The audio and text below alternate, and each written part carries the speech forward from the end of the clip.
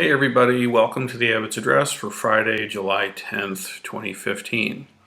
So last week I talked a little bit about the sort of origins of suffering, and we talked in terms of craving, and I got a lot of really interesting and good feedback from people, and I just want to let everybody know that I really enjoy the responses that I get. And if you've been watching these and you kind of haven't chimed in, kind of do. It's pretty nice actually, and it's very helpful for me. It kind of helps shape a little bit about how I use this format. We can do anything we want with it, whatever seems useful. But based on some of the feedback that I got, I'd like to investigate a certain aspect of this clinging, this craving. There's a time when the Buddha, and I've been talking about this recently. I talked about it last night or Wednesday night in the Zendo. There was a time when the Buddha realized that he was going to be passing away soon, and he started to give some teachings. The way the stories are told, the way the tradition has come down to us, teachings that would be useful to ensure that the community, that the Sangha would be able to continue. And in these teachings, one of the teachings was called the roots of dispute. And so he's doing a bit of a diagnosis about the kinds of things that can go wrong in a community.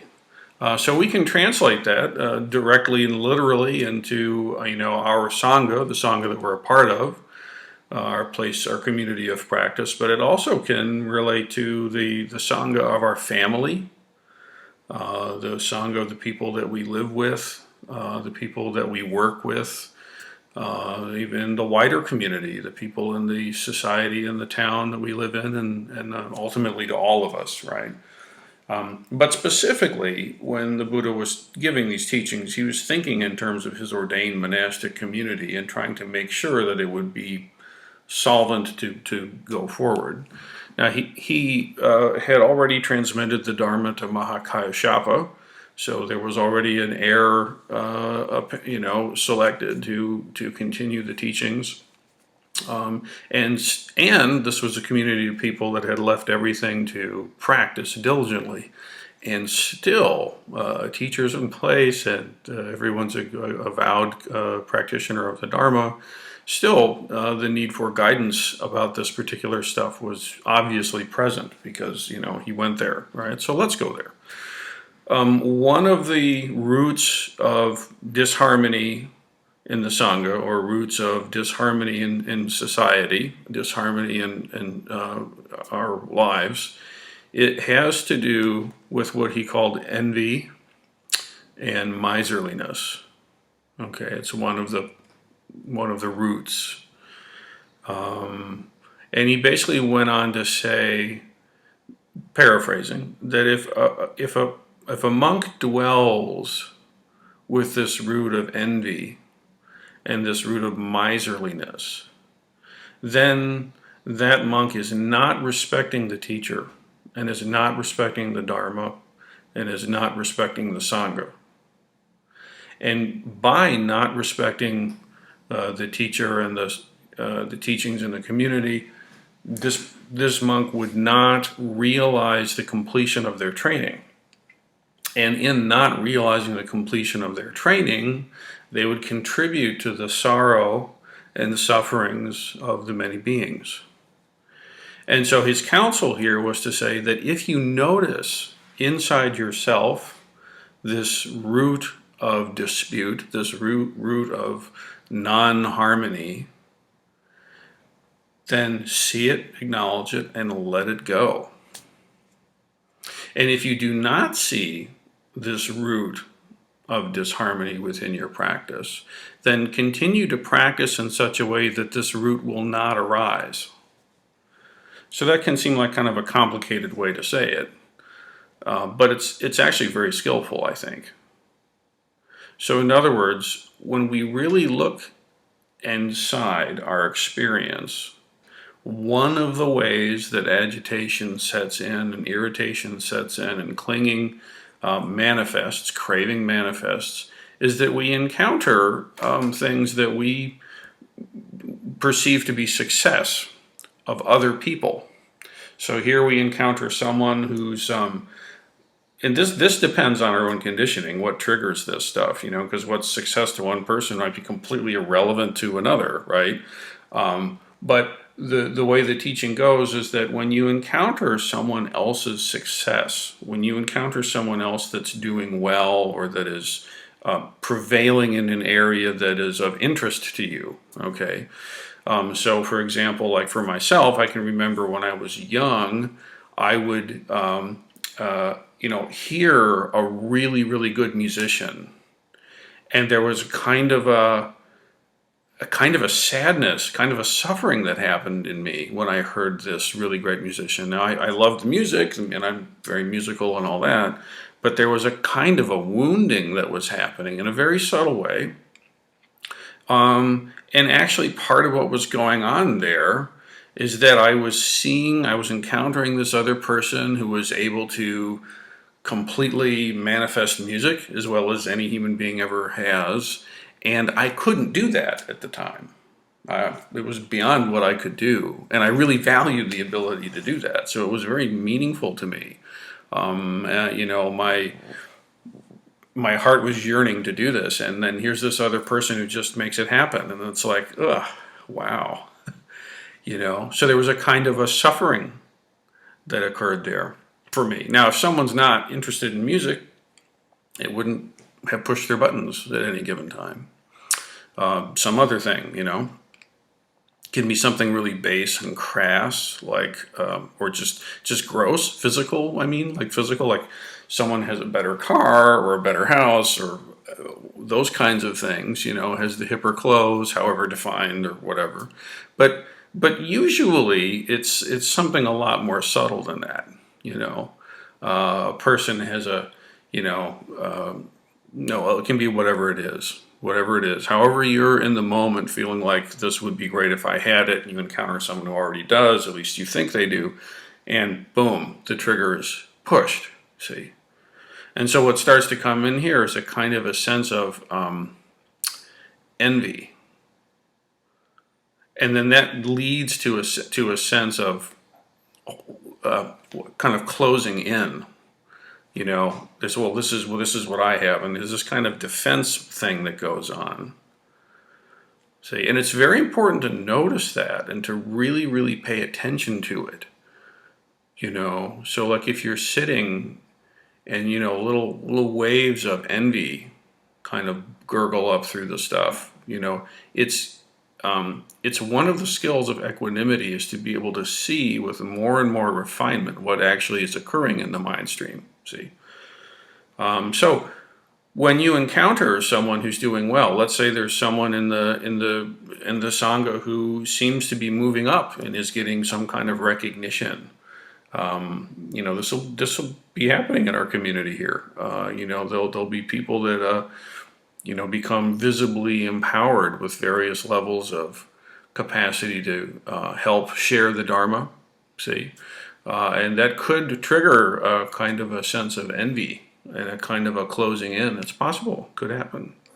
In fact, there used to be a tradition that was dropped where in certain Zen centers in America, monasteries, places of training, when a person, like at the end of session, they would take the person, or if there was more than one, the people that had had a confirmed Kensho experience during that retreat, and they would parade through the Zendo and be acknowledged for their development in practice. And that ended up being such a feather ruffler that people quit doing it, So anyway, what to do? When so I sense this feeling of envy. I sense this feeling of, based on craving, then rises envy, then rises a shutdown feeling. Okay, what to do? Well, in response to it, people generally know, we've heard about metta, which is loving kindness. We've heard about karuna, which is compassion. We heard about equanimity. But the one that actually gets less airtime, at least I think, is it's called Mudita, which is appreciative joy. Appreciative joy. So that's taking joy in other people's joy. See, that's actually the practice of enjoying and celebrating other people's development and success. And this is an important quality. And it's a practice. It's basically a gladness at the success of others, however defined, you know. So if I go back to my earlier musical self, there was a time, you know, rolling forward, where I was able to, actually I remember I went to a Keith Jarrett trio concert with Gary Peacock on bass and Jack DeJohnette on drums. It was an amazing concert.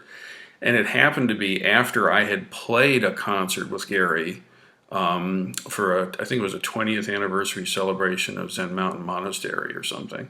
But because I already had played a concert with this amazing musician, then when I saw him play with his colleagues, and the music was just beautiful and wonderful, you know, astonishing actually, I was able to just appreciate it and celebrate it, see, and just take joy in the music with no longer any sense of competition or envy or anything like that. And actually, it stuck. I mean, ever since that moment, I've never had that sense around music again with anyone. Just the ability to enjoy, wow, listen to this beautiful musician, and listen to this beautiful musician, and we'll check that one out, you know. And none of them a threat anymore, you see. Now for me, that happened kind of as an accident or kind of a natural process. It just was a natural thing. I didn't at that point in my training know about the practice of, you know, appreciative joy. That wasn't in my repertoire of stuff. It just sort of occurred for me. But it's something that can be practiced, and when it works, it eliminates the aversion. Remember last time I said there's greed and there's aversion. There's attraction and aversion, and those are the two poles based on delusion, see?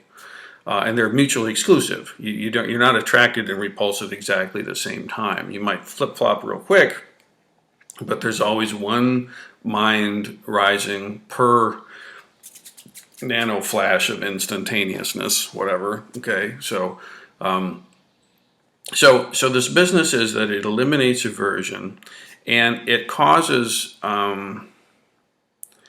us to actually connect with other people's success and to celebrate it and to realize that it's wholesome. And the practice is doing well if the aversion is gone, if that sense of separateness and closed-inness is dissipated.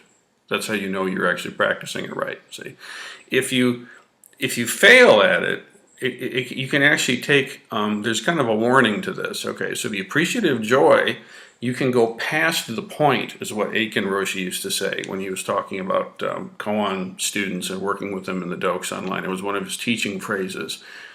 You've gone past the point, and ring the bell and out you go. So in this setting, appreciative joy can go past the point of being correct and can turn into just kind of a giddiness, a merriment, a giddiness, a kind of a bubbling.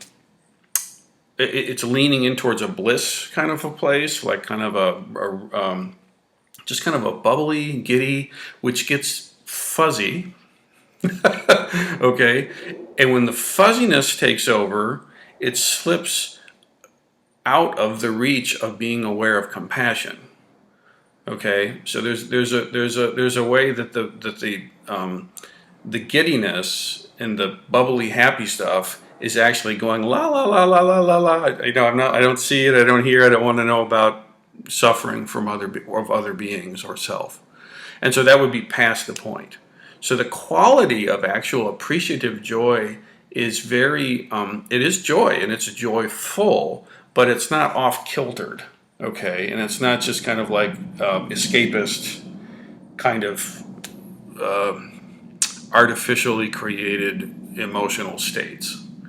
It's not that. So we don't want to just kind of go off the other end of the thing. So we don't want to crush down into oh, I'm so small, they're so amazing. And we don't want to go, oh yeah, everything's great, and just fuzz off into never land, see? So take up this practice of appreciative joy. you can do this simply by considering, just kind of let things go through. What are the things that trigger you in this way? Is there anything in the Sangha that's actually pushing these buttons for you? Is there anything in your family that's pushing these buttons for you? Is there anything in your friends, your colleagues at work? Again, this whole thing is because one of the roots of disharmony in relationship is this sense of envy and this sense of collapsedness in relationship to that envy. And we have a powerful prescription and practice here for uprooting this by practicing Mudita, which is appreciative joy. So take it up and use it, as you go through the day, as you go through the week, or maybe until the next Abbots address. Hold this practice of mudita with you and realize it's not just for you to have like a better day, but it's actually, the health of the Sangha depends on your health. The health of the Sangha depends on my health. The health of the Sangha depends in a certain way on us being able to maintain harmony. And so too with family, and so too with friendship, and so too with colleagues, and all the way through.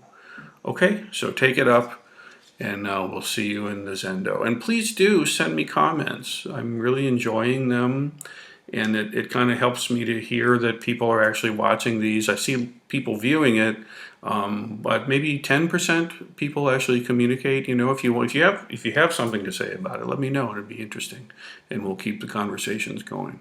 Thank you, everybody.